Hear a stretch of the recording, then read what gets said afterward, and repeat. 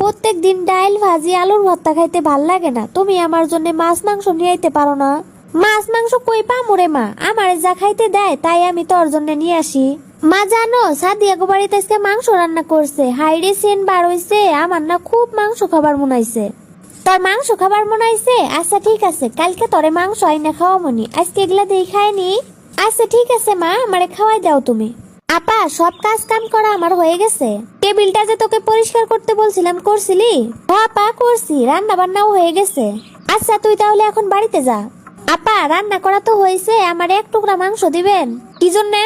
আমার মাইয়াটা কয়দিন থেকে মাংস খাবার চাই, এক টুকরা মাংস দিলে আমার মাইয়াটারে খাইতে দিতাম আর কি। আমাদের বাড়িতে আজকে অনেক মেহমান আসবো, তোরে আগেই মাংস দেই কেমনে?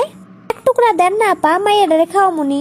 তুই কি বুঝোস না, বাড়িতে অনেক মেহমান আসবো, এখন মাংস দেন যাইবো না। আমি কি তোরে কইছি দিমু না? মেহমান খাওয়া দাওয়া করে চলে গেলে তারপরে নিস। রান্নাঘরে